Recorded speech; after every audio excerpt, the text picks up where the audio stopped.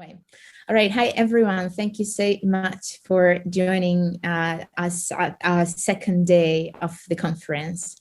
My name is Olga, and I'm one of the organizers of this conference today.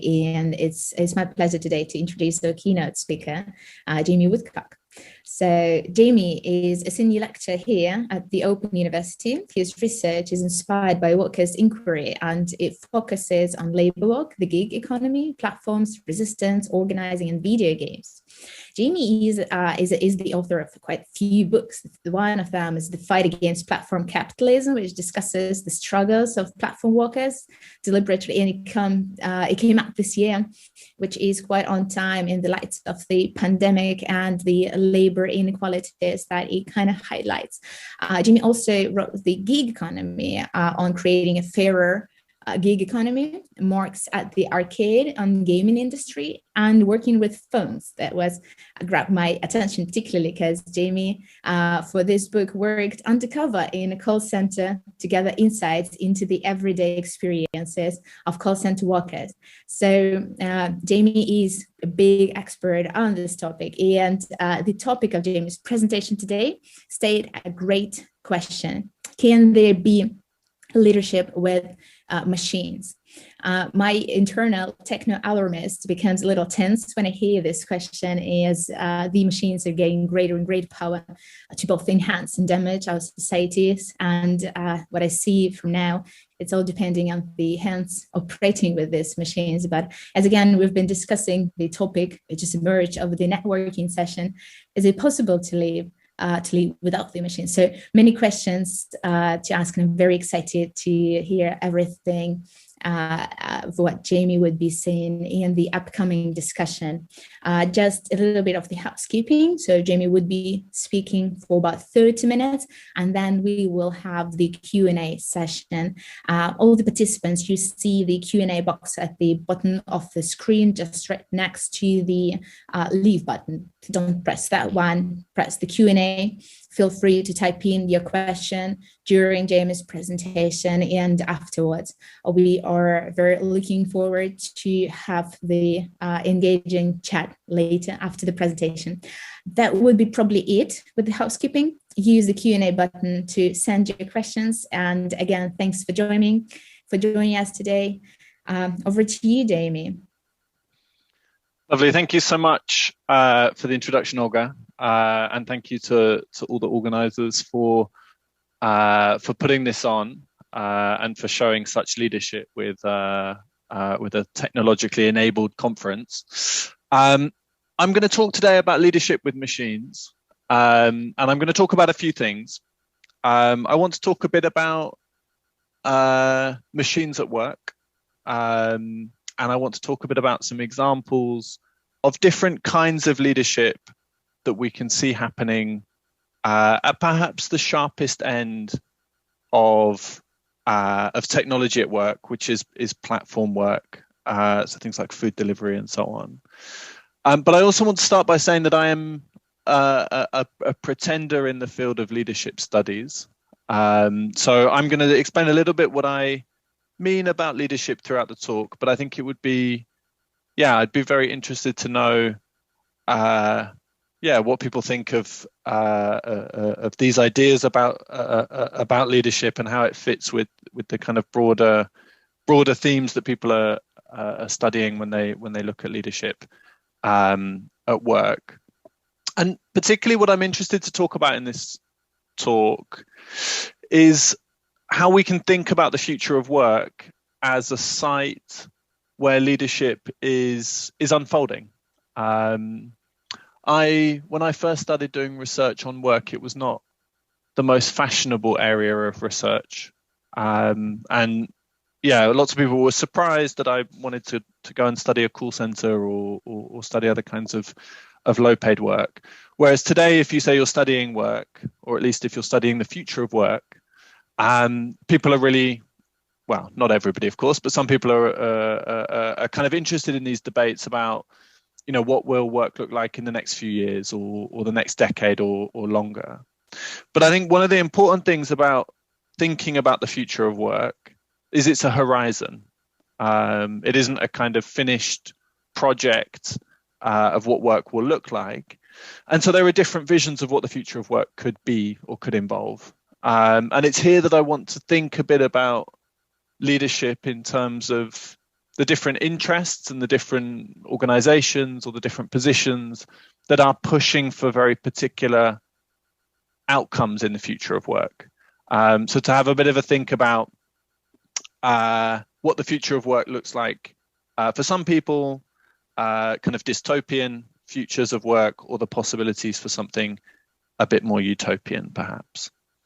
And when we're talking about machines, I mean, I have a very specific understanding of what a machine is. Mainly that comes from volume 1 of Capital with Marx. But I think when we're talking about machines or we're talking about technology, often today what we're talking about is digital technology. So someone asks you about technology at work, they're often not asking you about a mechanical pencil or some kind of analog measuring tool. Usually what they're asking you about is the new form of surveillance being used on you through your computer while you're working from home. Or they're asking about algorithmic management, how automated decision-making processes are choosing who to hire or who to fire, or how quickly people are working. And so really what I want to talk about here is these forms of digital technology at work. And often these are tied to aspects of automation. And so I think the example that I'm going to talk about a bit over this talk is platform work, so food delivery platform work. And I think one of the interesting things about food delivery platform work is we were often told that automation would take away low-paid roles, or what are conventionally thought of as low-skilled roles.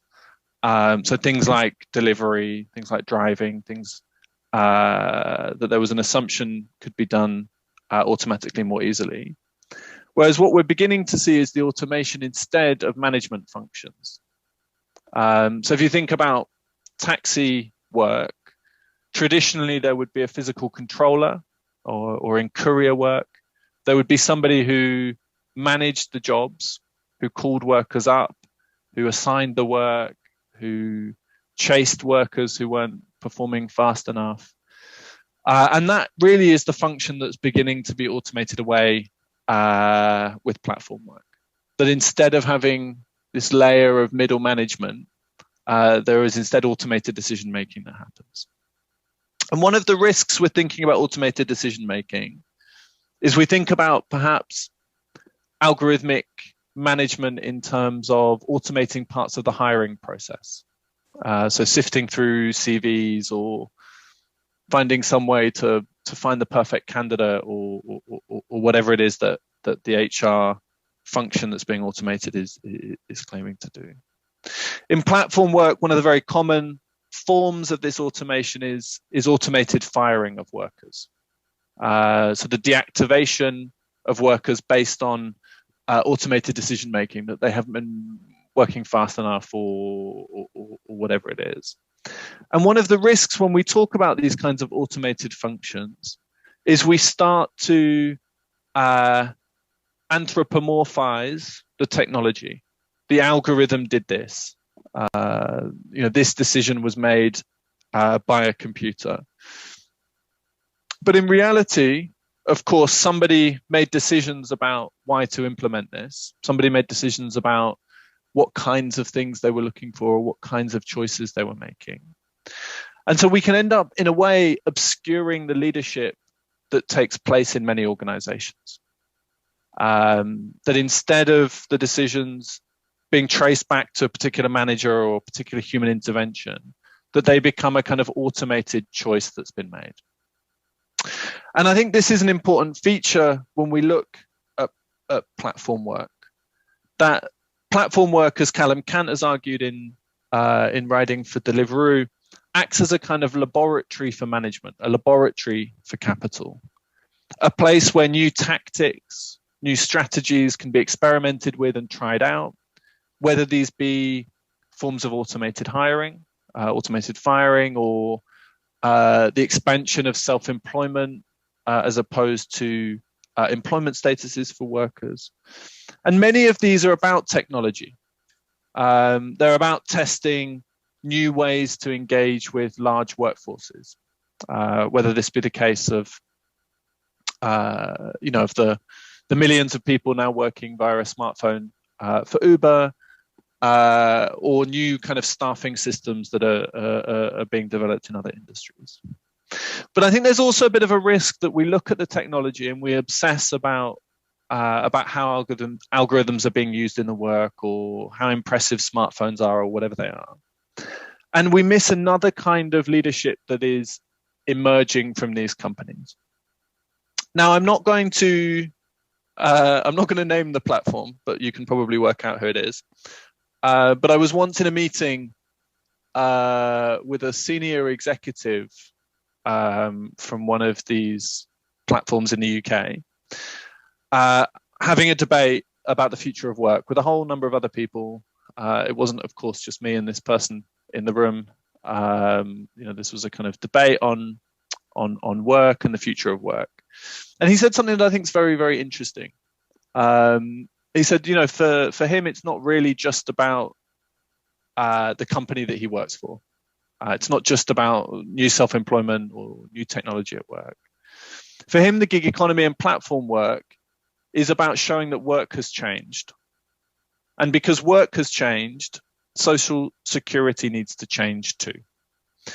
Now, his previous job was as a senior advisor in the Conservative Party, and no doubt the kind of rotating positions between the Ubers and the Deliveroo's of this world and the Conservative Party will continue.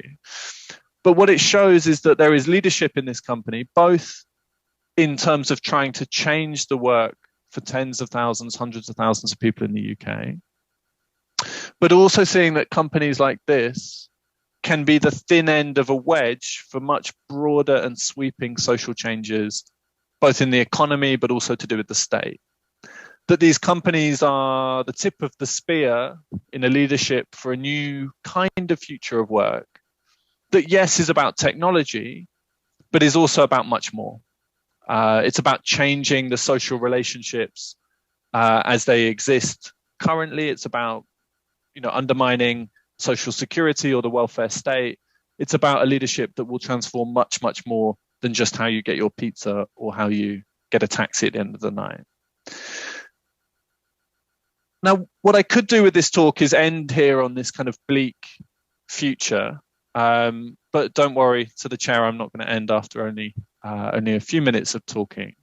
Is we can see one kind of leadership that emerges there, the kind of leadership of management, the leadership of capital. But we can also see other kinds of leadership that emerge around the future of work and around different experiences and interests of these sorts of things. And what I want to talk about now is a longer research project that I've been doing. So for the past 5 years or so, I've been doing research with delivery riders in London and other food delivery platform workers. And what I first found interesting about this is something that I also found interesting about call center work. When I first started studying call centers, people said call centers are precarious workplaces.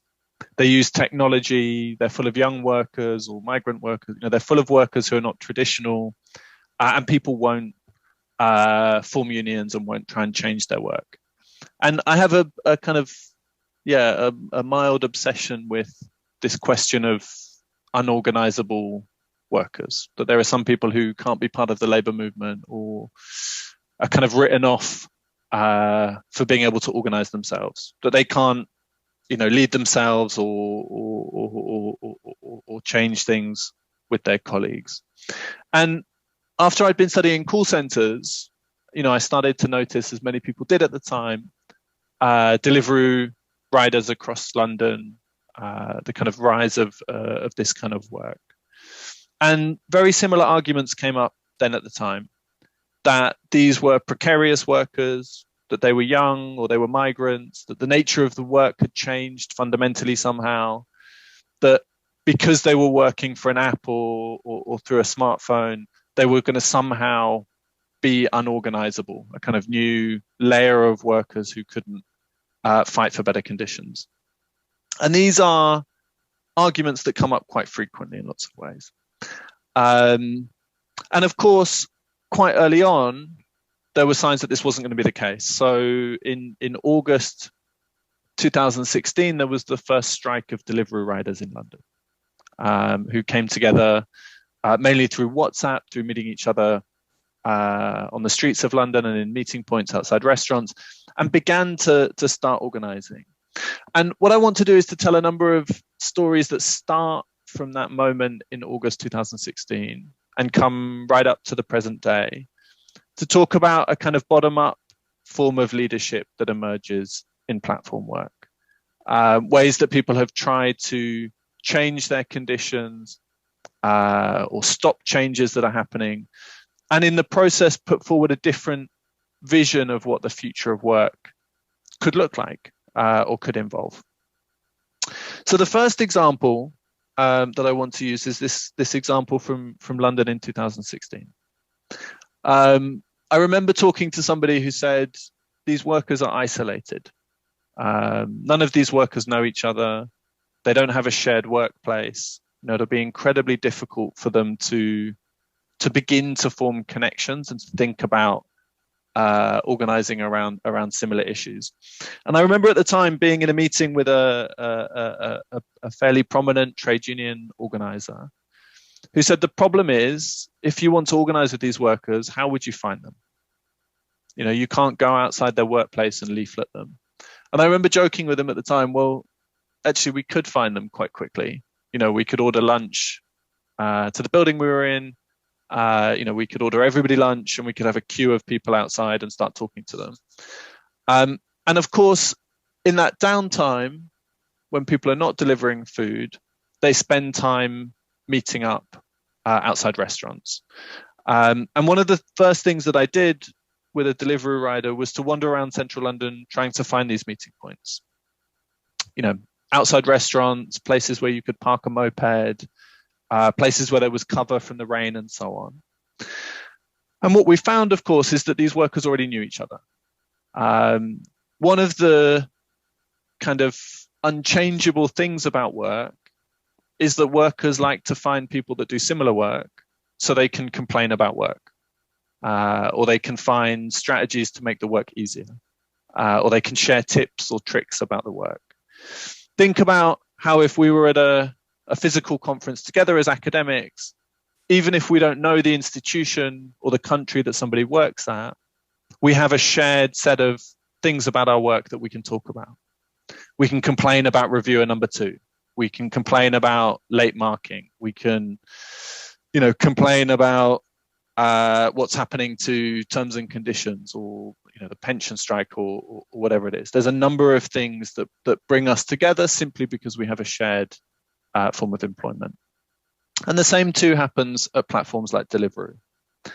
The people come together and build those connections.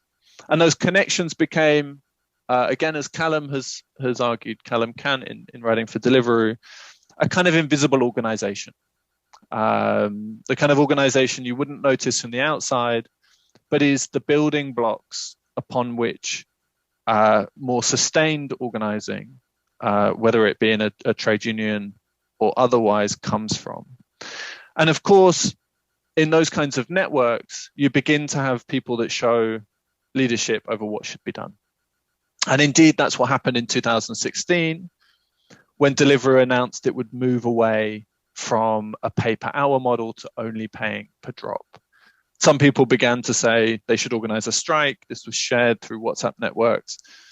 And a kind of organic leadership kind of process took place. This has built over the following 5 years into much more sustained forms of organizing, into delivery riders joining the couriers branch of the IWGB and so on, and into more kind of sustained forms of leadership. But it began, of course, with people saying we should do something about this. We should do something together. The second dynamic that I want to talk about comes from some field work that I did in Bangalore, in India. I spent some time in Bangalore talking to food delivery riders and trying to understand what was similar or what was different about the UK. And there are interesting features when you try to do research on platform work. Is the technology can also play a role in making it kind of easier or harder to do research. And I think one of the things that's worth noting about this kind of platform work is it's really over-researched, right? There are a very large number of papers, of books, of other kinds of publications on the experience of platform taxi drivers or food delivery drivers. Because it's very easy to find these workers. There's much, much less on care work platforms or domestic work platforms because it's much harder to find these workers if you're an academic. And one of the ways that we found to talk to drivers in Bangalore was just to Google the name of the platform on Google Maps and see what comes up. And of course, what you find is the meeting points that the platform had set, or the dark kitchens that are churning out food only for deliveries, come up on the map because, of course, riders who are going to pick up orders have to use Google Maps to find these places. So we spent a few days just putting Swiggy, Zomato, and the other company names into Google and going to visit these places and talk to people. And in one of the kind of moments we were talking to people, we'd heard that there hadn't been any strikes in the city, and then we heard that in one neighborhood there might have been some things happening. And we were driving around trying to find delivery riders to talk to and couldn't find them. And so, of course, you do what we might have done in a kind of pre-app world, is talk to someone who would know, an Ola driver, a kind of Indian version of Uber. And of course, the Ola driver knew where these riders met, because he spends his days driving around the city. He knows, where the meeting points are just from seeing people. So we had an Ola driver take us to a kind of large meeting point. And we spoke to the riders there. Some of them spoke English. Some of them spoke other regional dialects, or a few spoke Hindi as well. And with some colleagues who were translating, we got into discussions about the work. And one of the things that I think was remarkably similar, were twofold, really. The first were issues around pay and safety. These are almost universal in this kind of work. That when they'd started working for the platform, they were paid more, that rates had fallen, and that it was dangerous to do this work in Bangalore. So very similar things to London in a way. But the other dynamic that I think is very similar is a lack of communication from platforms. One of the strengths of the platform model has been the very rapid growth that comes from using self-employment statuses to engage workers. This allows companies to take on huge numbers of workers, not pay any of the benefits that they would have to if they employed them correctly, and so on. But it also means that the platform can't look too much like an employer. So if you provide too much training, you look like an employer. If you engage in regular communication, you can end up looking like an employer. And workers, particularly in the UK, have done this, would use things like that to claim that they had been misclassified in employment status. Now, what this meant for workers in Bangalore was there was no way to communicate with the platform if you had a grievance. So if you had a complaint about pay, it was very, very difficult to find somebody to talk to about it. If something went wrong with the platform, it was very difficult to raise a complaint. And what this meant, and the drivers explained this in detail, is you try to call, you try to go to the office, you kind of hit this brick wall of communication, which meant taking strike action was the only way to raise those kinds of grievances in a way that the platform would listen.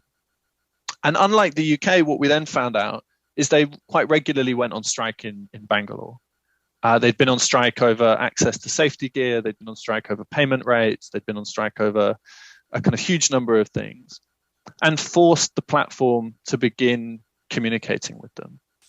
And I think this is a kind of important lesson, is often successful things that happen in this kind of work don't get publicized.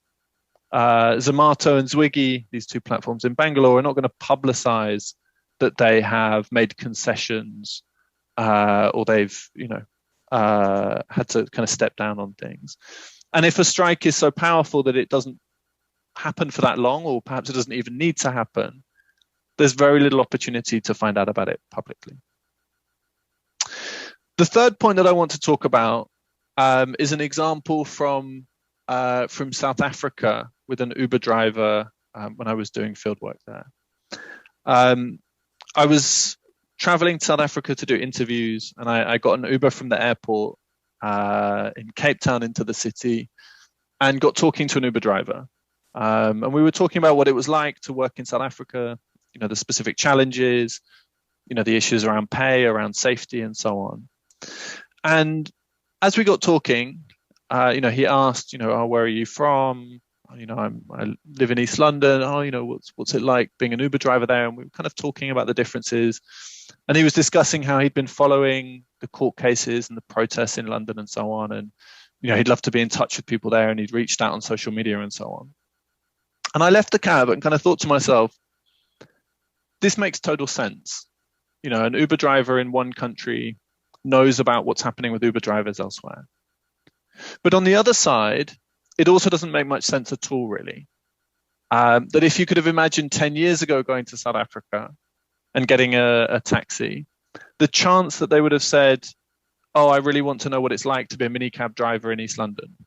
I really want to be in touch with minicab drivers, would be a kind of completely unusual, and there would be kind of little reason for people to link up in that way. But the branding of Uber and the global nature of Uber, and talking about the identity of Uber drivers kind of so regularly, also creates a kind of internationalization of this work. That what happens to Uber drivers in one country can matter to Uber drivers in another. And so you see that there's also the kind of basis for new kinds of transnational solidarities that emerge in this work.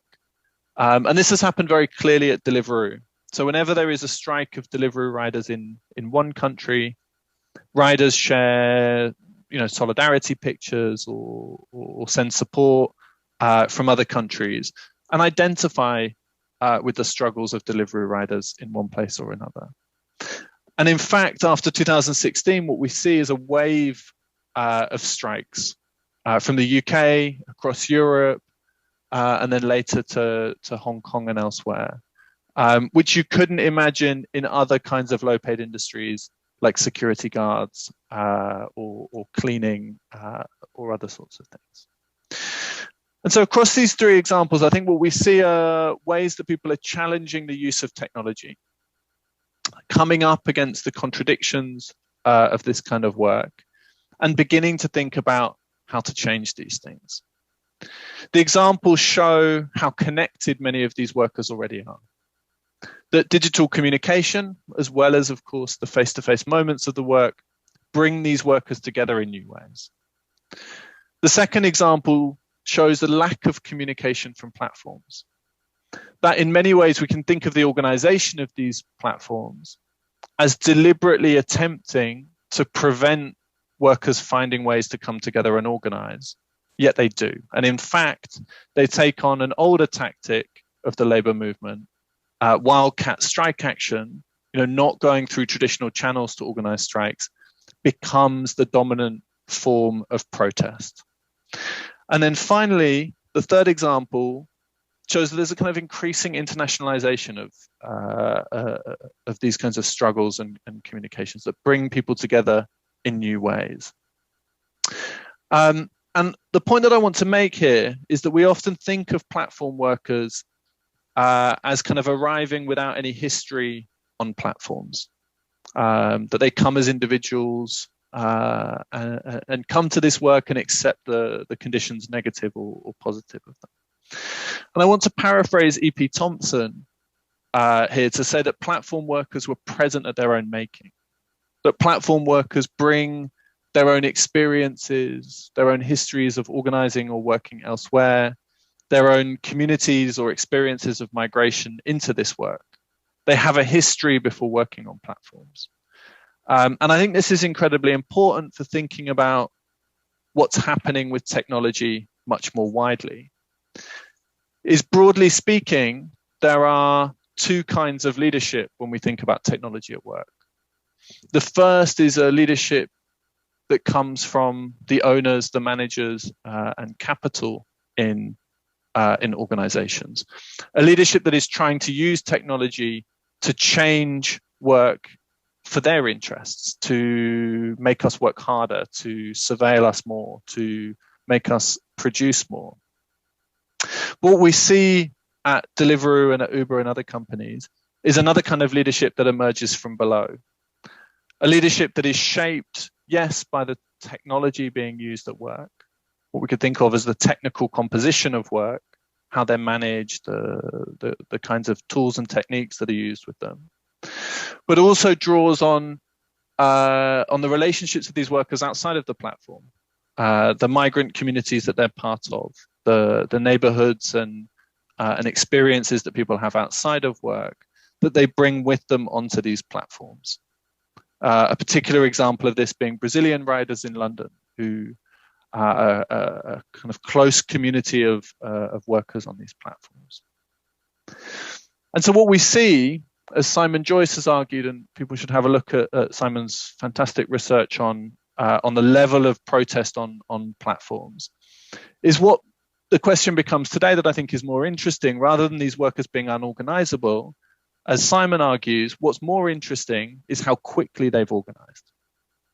In many other forms of work, it can take a generation of workers to get to grips with the new use of technology or technical composition to be able to organize successfully. What we see instead with platform work is a rapid understanding of this technology and the conditions and ways to do something about it. But what I want to end on is there is, of course, a final form of leadership that has been very absent from many of these debates. And this is the role of the state, of regulation, and of the law. Is perhaps one of the most powerful examples of platform leadership has been to tell us that this kind of work can't change, that new working arrangements are here to stay. And the irony, of course, is that the Office for the Department of Labour Market Enforcement had no leader for over a year during the pandemic. They had no sense of the kinds of regulations or changes that should be brought in to improve work in the here and now. And so between each of these three kinds of leadership, the leadership of capital, the leadership from the state, and the leadership of workers and the workers' movement, are really how we can think about how machines at work can be put into the service of improving work or can be put into the service of creating more negative outcomes. And so, no, it's not about machines being in the role of leadership, but thinking about what kinds of leadership we want shaping machines and work to get us to that more utopian form of the future of work. Thank you very much.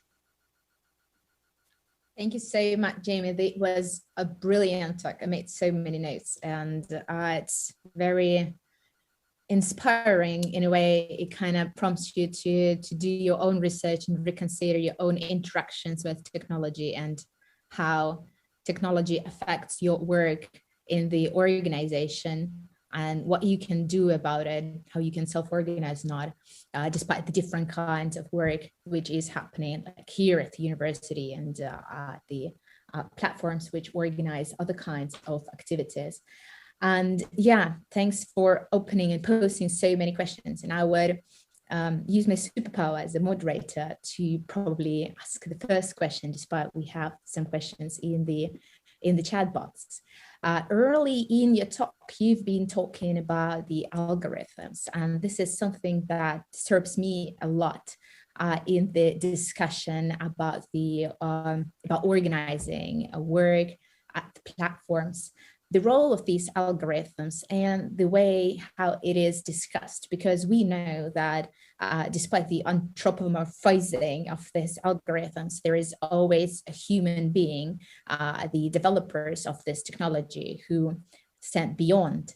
And my question is, what are your insights on this topic, on algorithms and those who develop these algorithms, and how do your interviewees talk about it, considering the platform workers and those who organize their work through the platforms, the managers and the companies, the CEOs of these companies?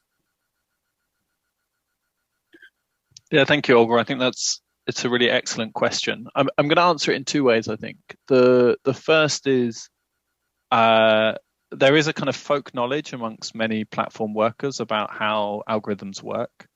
And in almost all of the interviews I do, some people give theories about how they think the algorithms work that manage them. So they try to kind of reverse engineer a knowledge of what's happening with algorithms. And I think in a way, I mean, that is kind of fascinating because they can't all be right, these ideas, because they're often quite contradictory about how people think they work. What I think is interesting about it is, you know, imagine going to work and not understanding why your manager's asking you to do the things that you have to do. But this is an experience of many kinds of work, right? That we have a manager who says completely inexplicable things. But imagine not even being able to talk to your manager about why they're doing those inexplicable things.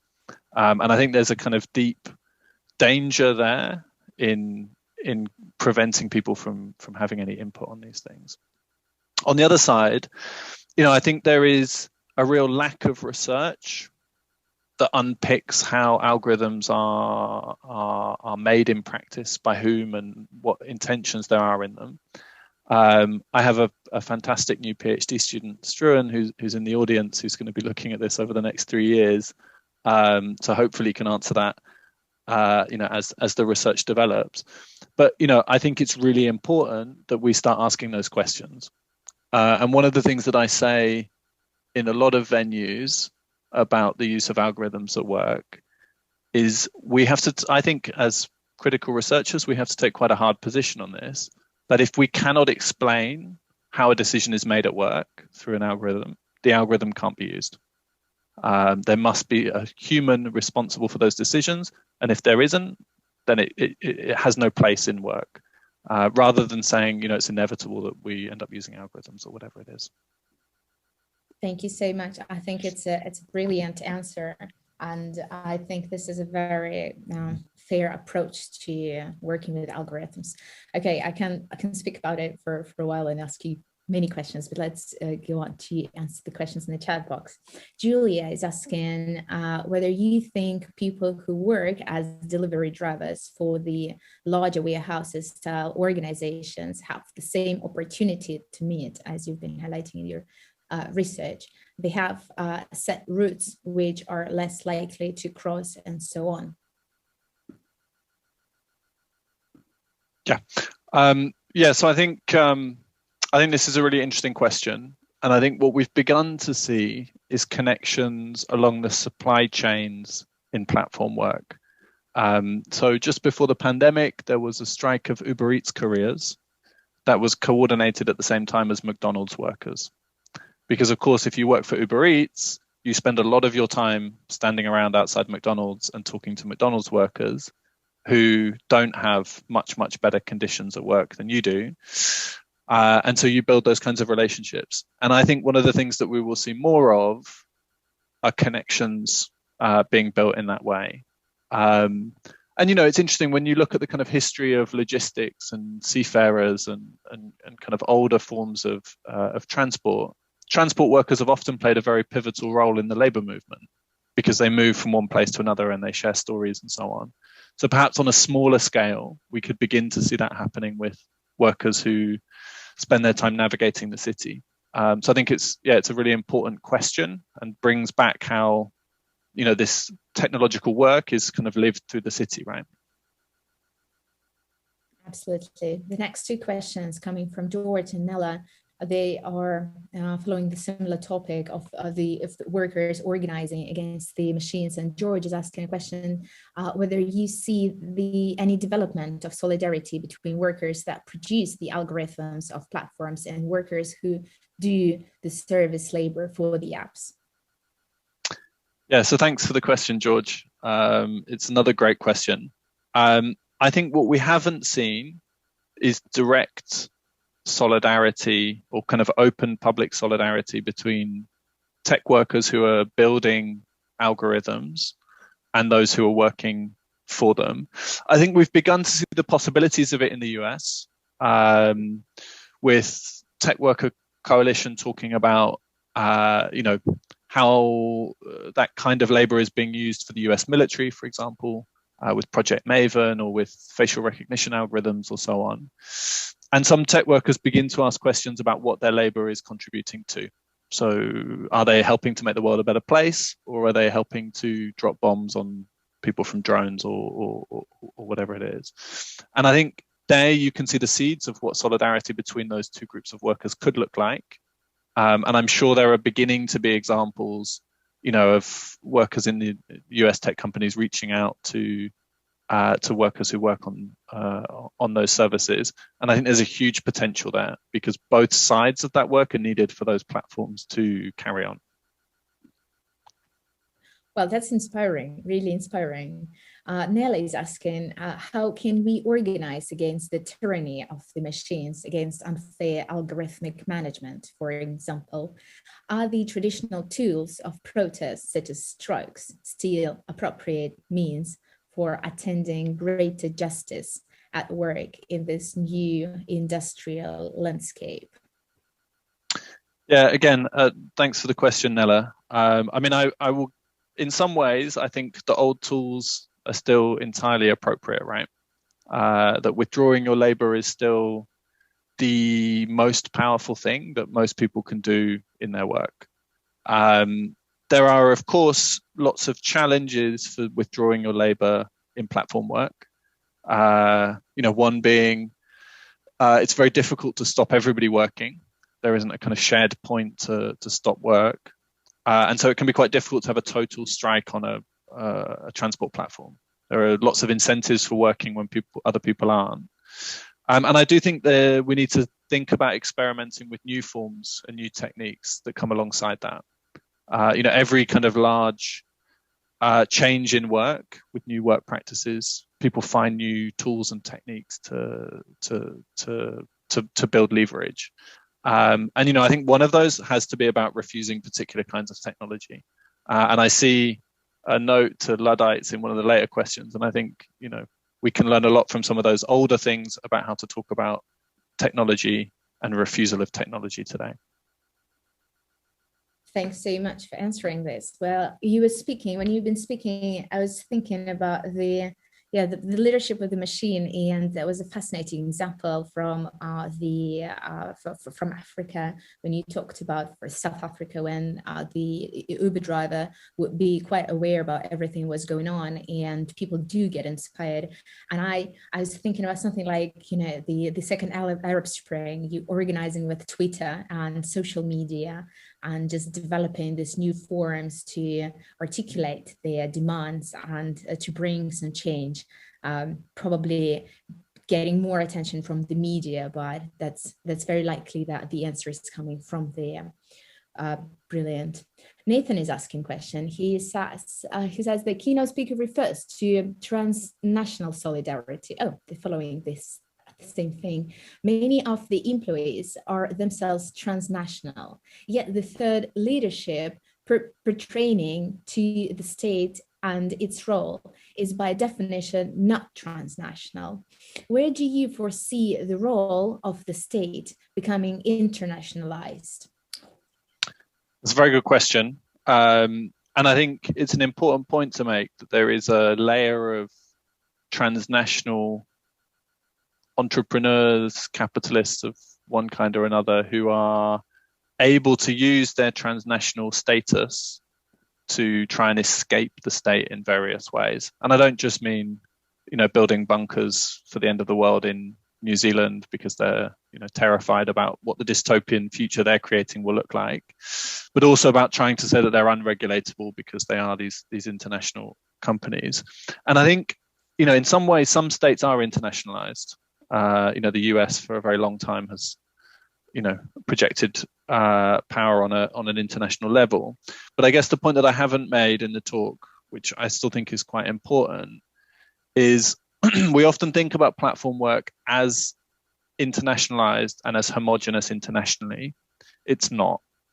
It operates within very particular national contexts with very particular national regulations. And so although the app is the same for Uber all over the world, there are actually very big regional differences. In some places, there are minimum fees.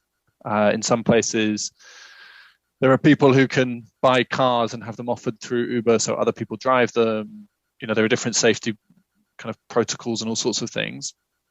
The states can still regulate this work and does in many cases. And I think we too often let the state off the hook by saying, oh, it's too complicated or difficult.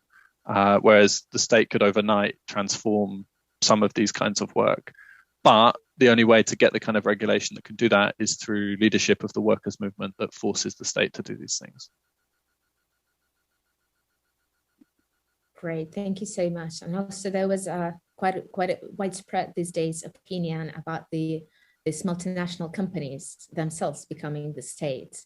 And likely there would be a lot of, if not contradiction, that should be solved between the state of the technology company, which provides the technology and services, and the states with their regulation, and then emerging forms of protest and other activities. So many things to discuss here. Brilliant question. Keith is saying, thanks, Jamie. I was struck how your suggestion that platform work heralds a different future, and you quoted E.P. Thompson on the history of workers. Over 200 years ago, the Luddites organized to resist the imposition of machines in the textile industry. One of the arguments against them was that these machines heralded a new future, and it was futile to resist. Other approaches suggest that what E.P. Thompson called the moral economy was criticized here, that the machines represented the end of moral economy and the beginnings of the market economy. Any thoughts on this? Yeah, again, it's a great question. And I would really recommend, if people haven't come across it, reading Gavin Mueller's new book called Breaking Things at Work, about rethinking the Luddite movement and how it applies today. Because I think there's a risk that we look at Luddites and the Luddite movement and we think these are people who were just against technology. Whereas actually the Luddites had a very robust understanding of what that specific technology would mean for their lives and would mean for changes in the economy and as the question kind of indicates.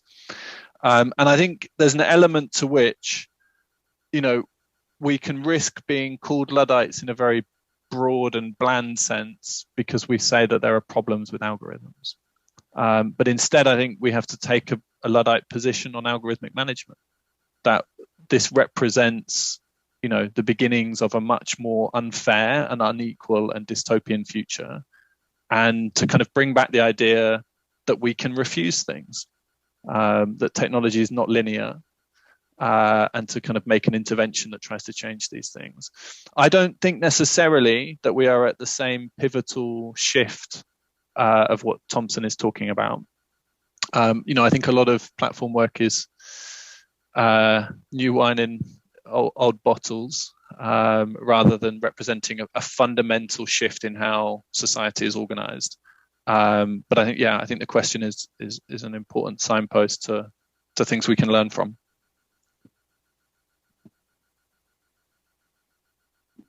Brilliant. Sorry, technology is messing with me this time. Just hiding all everything I need to read these questions.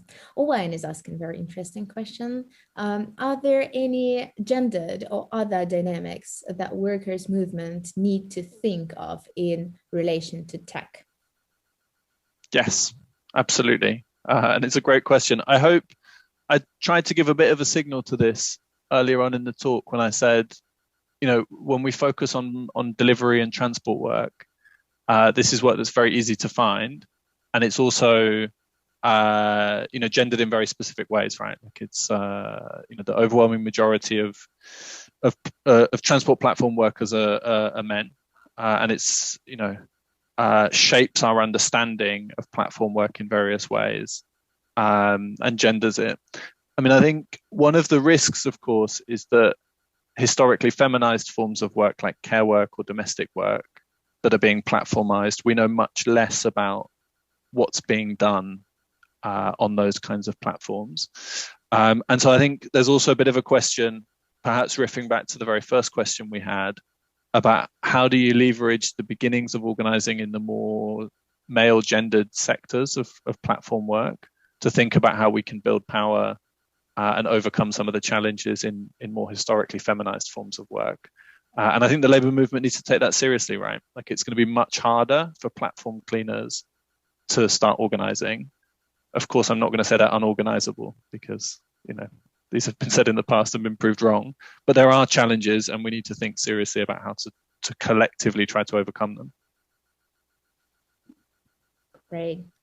Charles is giving a comment and asking a question, says, "Hi, Jamie, excellent talk." And I could not agree less with this, or could not agree more.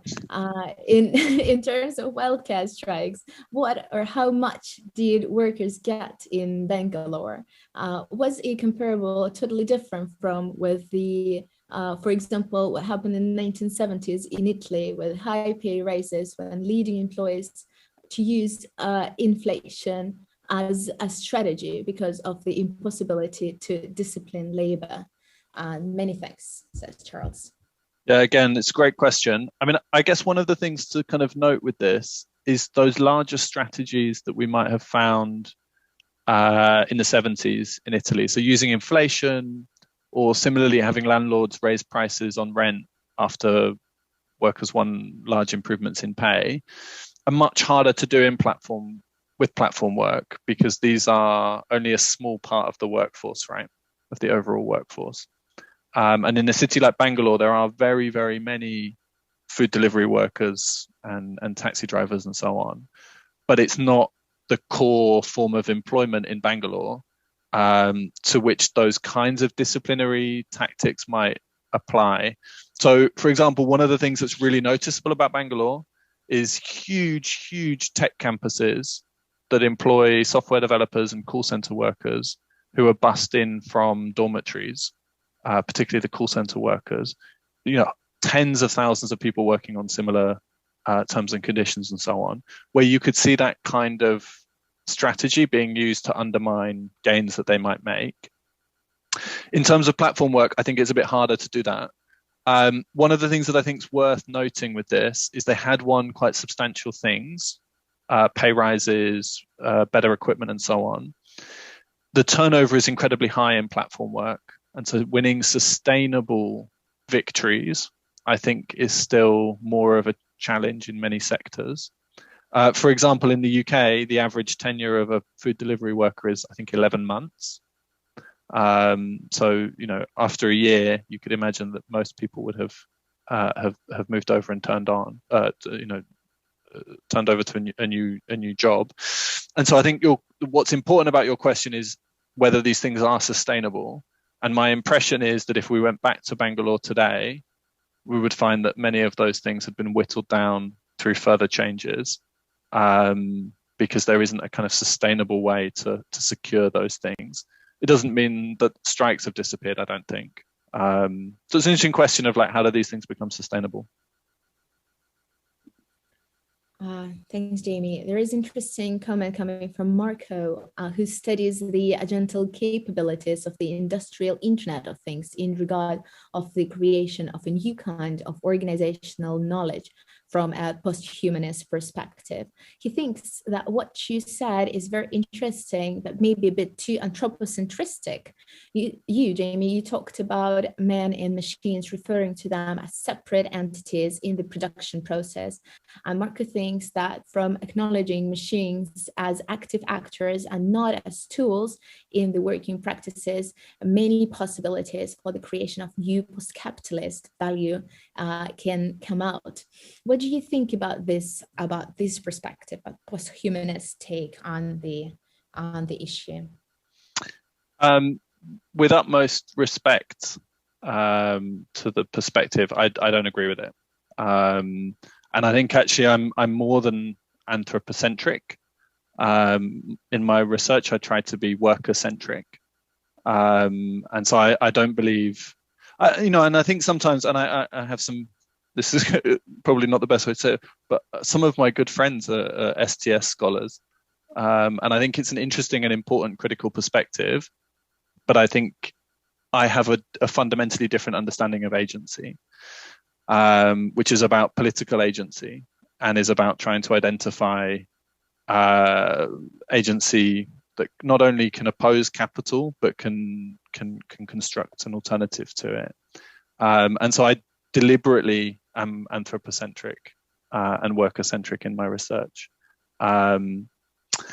because it's about power and it's about politics. Thanks so much, Jamie. And maybe I would ask my last question here, because we do have many thank yous in the chat box. I wanted to ask about what the organizations that develop this platform, that run this platform. You've been having conversations with CEOs, and you probably follow the discussion. I wonder what's their take regarding these issues of self-organizing among the platform employees. What do the CEOs and the platform owners say and think about it? So I think this is a great question to end on, because I think there is an explicit, and perhaps this also helps to answer the anthropomorphic question in some way too. There is an explicit and implicit anti-worker organizing strain that runs through tech work that leads into platform work.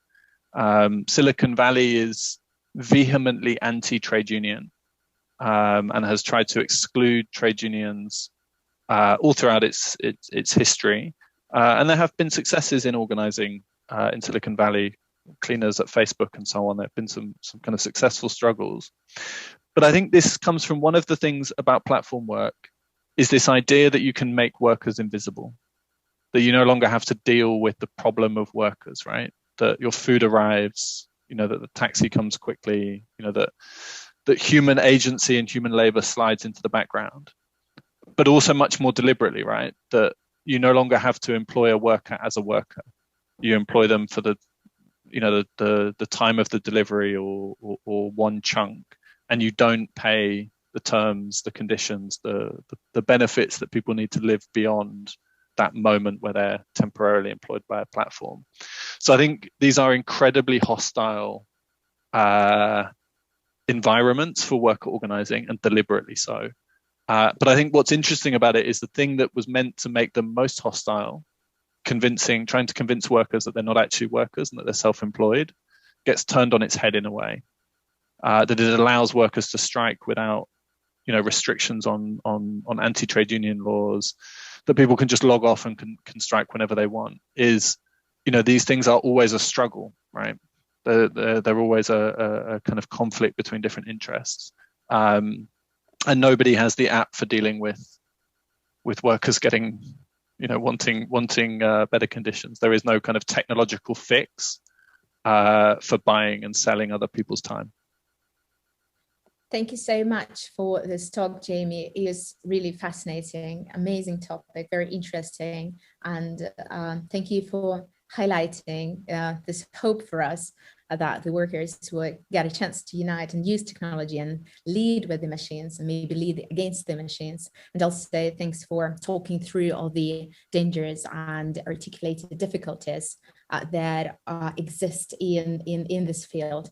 It was great talking to you, and thanks again, and thank everyone who've been asking questions. I think it's time to end here. Well, looking forward to see what comes up next from you regarding your work. Thanks a lot. Thank you.